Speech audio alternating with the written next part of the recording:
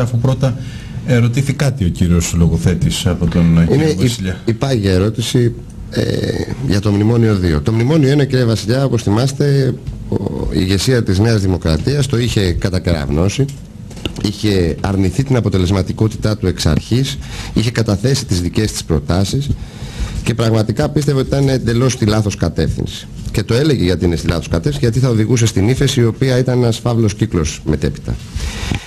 Γιατί μπήκαμε στο Μνημόνιο 2, εδώ τώρα, αν και ξέρω ότι στη δικά σας γενιά οποιαδήποτε αναφορά στην ιατρική για την πολιτική είναι κακή, θα σας πω ότι καμιά φορά όταν ο ασθενής δεν θεραπεύεται, οδηγήσει σε πιο σκληρές λύσεις κτλ. Επομένως, το πιο σημαντικό, ο κ. Μαυραντζώτης είναι εδώ, μπορεί να το επιβεβαιώσει, ότι όσο βαραίνει η κατάσταση του ασθενούς, τόσο πιο δυστυχώς οι θεραπείες είναι πιο σκληρές. Όμως δεν μπορεί να έχει ευθύνη, γιατί δεν ήσουν εκεί από την πρώτη στιγμή του περιστατικού, άλλος το χειρίστηκε και το χειρίστηκε εντελώς στη λάθος κατεύθυνση. Εκλήθης. Και μπορώ να σας πω με τα πόνου, και σας είπα και με το ρίσκο το εκλογικό που υπάρχει και συνεχίζεται να υπάρχει, και τα βλέπουμε και στα εκλογικά ποσοστά όσο υπήρχαν δημοσκοπήσεις. Εμείς εκλήθηκαμε να κάνουμε αυτό που θεωρούσαμε εκείνη τη στιγμή σωστό και το πράξαμε για να σώσουμε τη χώρα. Μπορεί να υπάρχουν και αμφισβήτησεις σε αυτό, αλλά εμείς έτσι αισθανόμασταν. Όσον αφορά τα Greek Statistics και την αύξηση του χρέους της διακυβέρνησης Καραμανλή, έχουν περάσει πολύ καιρός από τότε. Έχει τιμωρηθεί η κυβέρνηση Καραμανλή από τον ελληνικό λαό.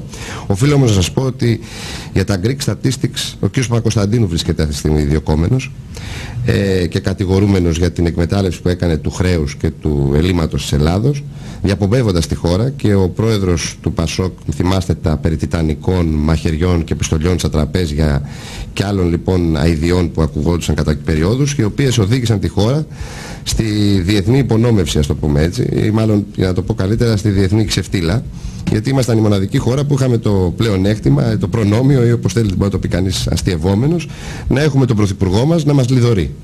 Για μένα αυτό ήταν η απόλυτη εθνική ξεφτύλα, δεν υπάρχει χειρότερο πράγμα. Σας το λέω σαν νέος άνθρωπος, ο οποίος ενδιαφέρεται για το μέλλον της πατρίδας του και της οικογένειάς του.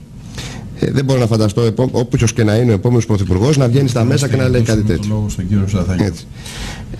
Ένα τελευταίο, κύριε Στεφανάκη, η μάχη πλέον είναι για την εμπιστοσύνη, κύριε Βασιλιά. Η εμπιστοσύνη όχι μόνο του λαού, αλλά και την εμπιστοσύνη που μπορεί να εμπνεύσει ένα κράτος, μια αστική δημοκρατία, γιατί μια λαϊκή δημοκρατία θα είναι κάτι άλλο, μια αστική δημοκρατία, αυτή έχουμε αυτή τη στιγμή, μια αστική δημοκρατία προς τα έξω. Και γιατί το λέω το προς τα έξω? Με αυτό πορευόμαστε αυτή τη στιγμή. Και σε αυτό πιστεύουμε εμείς.